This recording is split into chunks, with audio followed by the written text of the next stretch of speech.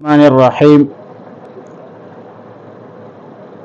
وهو الذي ينزل الغيث من بعد ما قنطوا وينشر رحمته وهو الولي الحميد۔ پارہ 25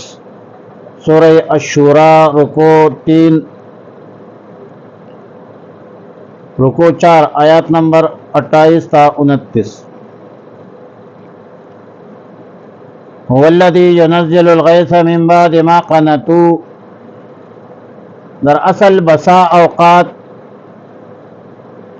ایسا ہوتا ہے کہ باران رحمت سے نا امیدی کے باوجود اللہ رب العالمین بارش برساتے ہیں۔ عادت اللہ تو یہ ہے کہ جب بھی زمین کو پانی کی شدید ضرورت ہو تو اللہ رب العالمین باران رحمت نازل فرماتے ہیں، لیکن آیات مذکورہ میں من بعد ما قنطوا میں اشارہ ہے اس طرف کہ کبھی کبھار عام عادت کے خلاف بارش برسانے میں بھی اتنی تاخیر ہو جاتی ہے کہ لوگ نا امید ہوتے ہیں۔ اس میں آزمائش کے علاوہ اس بات پر تنبیہ بھی ہے کہ بارش اور قحط اللہ کے قبضے قدرت میں ہے اور اللہ رب العالمین کے قدرت کاملہ کا ذکر ہے۔ اللہ تعالیٰ جب چاہے تو لوگوں کے بدعمالیوں کی بدولت بارش روک دیتا ہے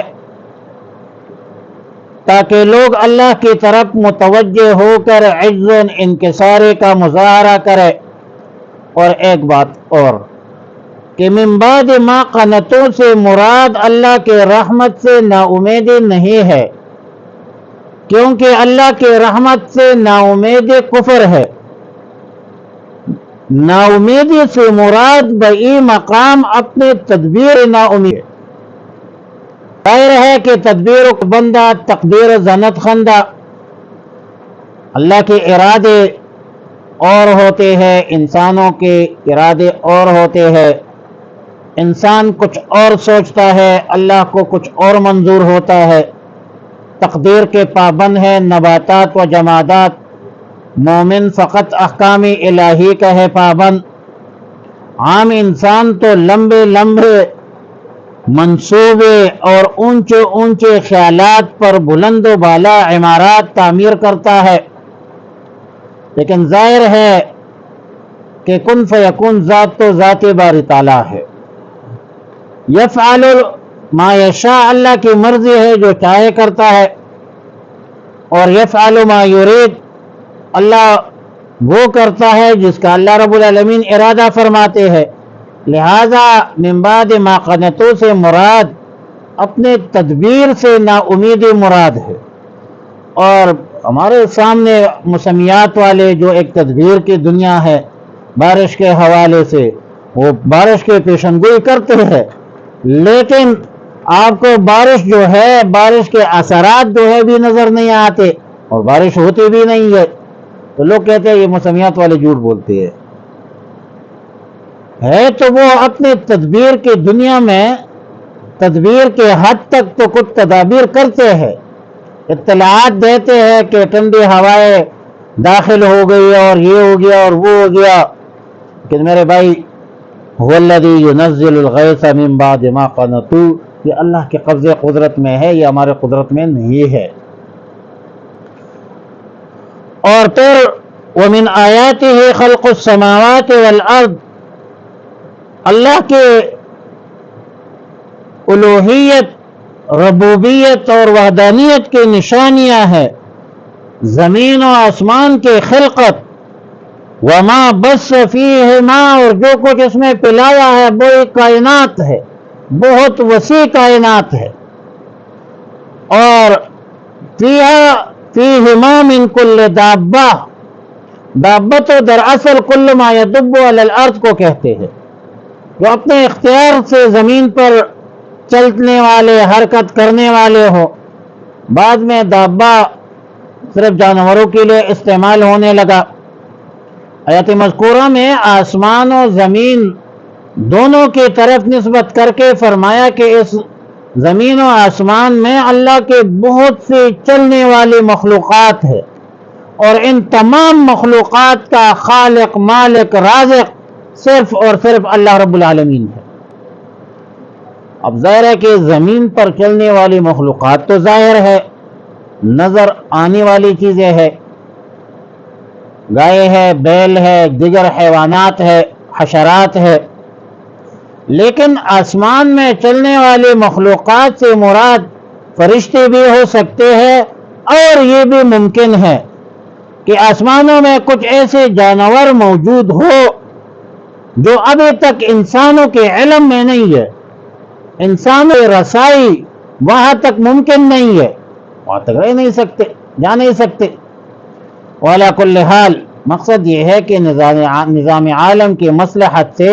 اللہ تعالیٰ نے ہر انسان کو مال و دولت، وسعت عطا نہیں کی ہے، ہر انسان کو مالدار نہیں بنایا ہے، نہ ہر انسان کو غریب بنایا ہے۔ ایک حاکمانہ انداز سے اللہ نے تقسیم فرمائی ہے، لیکن کائنات کی جو عمومی نعمتیں ہیں، عمومی فوائد پر مشتمل ہے، اس میں سے ہر شخص فائدہ اٹھاتا ہے، مستفید ہوتا ہے، اور برابری کی بنیاد پر استفادہ کرتا ہے۔ بارش ہے، بادل ہے، اس سے تو زمین آسمان کے سب مخلوقات جو ہے وہ فائدہ اٹھاتے ہیں، اور یہ سب چیزیں اللہ کی الوہیت، ربوبیت، وحدانیت پر دلالت بھی کرتے ہیں۔ مخلوقات ہے، مصنوع ہے، وَهُوَ عَلَى جَمْعِهِمْ، اللہ رب العالمین اس کے جمع کرنے پر اذ یشاء قدیر، جب چاہے قدرت رکھتا ہے۔ اللہ تعالیٰ سب مخلوقات کے جمع کرنے پر بھی قادر ہے، سب مخلوقات کا خالق ہے، محیی ہے، موت دینے والا ہے، سب مخلوقات کو زندہ کرنے والا ہے، اور یمیت و موت دینے والا ہے، یعنی سب مخلوقات کو پیدا بھی کرتا ہے، زندہ بھی کرتا ہے، دوبارہ بھی زندہ کرتا ہے، اور یہ اللہ رب العالمین کی قدرت کاملہ کے دلائل ہے، آیات بینات ہے، واضح دلائل ہے۔ اور یہ پیدا کرنا، پھر مرنا، پھر دوبارہ زندہ کرنا، یہ ذات باری تعالیٰ کی صفت ہے، اور کوئی خالق نہیں ہے۔ لا خالق الا اللہ، لا مالک الا اللہ، لا رازق الا اللہ، لا ستار، لا غفار الا اللہ۔ اور پھر خاص کر انسانیت، انسان اور جنات، ان کو پیدا بھی فرمایا ہے، مکلف بھی بنایا ہے اللہ تعالیٰ نے اپنے احکامات پر، شریعت مطہرہ پر۔ پھر اس نے مرنا ہے، دوبارہ زندہ ہونا ہے، بعض بعد الموت ہوگی، پھر میزان عدل قائم ہوگی، حساب کتاب ہوگی، اور ہر ایک کو ان کے عمل کے موافق سزا اور جزا بھی ملے گی۔ فرمایا وَهُوَ الَّذِي، اللہ وہی ذات ہے، يُنَزِّلُ الْغَيْثَ، جو اتارتا ہے بارش کو، مِن بَعْدِ مَا قَنَطُوا، اس کے بعد کہ لوگ مایوس ہو جائے، وَيَنْشُرُ، اور پلاتا ہے، رحمتہ، اپنے رحمت، وَهُوَ الْوَلِيُّ الْحَمِيدُ، اور وہی ہے کارساز حمد کے لائق۔ وَمِنْ آیاتہ، اور اللہ کی نشانیوں میں سے ہے، خلق السماوات، پیدا کرنا آسمانوں کا، والارض، اور زمین کا، وما بث فیہما، اور جو اس نے پلا دیے ہے ان میں دونوں میں، من کل دابۃ، ہر قسم کے جاندار، وہو علی جمعہم، اور وہ ان کے جمع کرنے پر اذ یشاء، جب چاہے، قدیر، قدرت رکھتا ہے۔ وصلی اللہ علی النبی الامی الکریم وعلی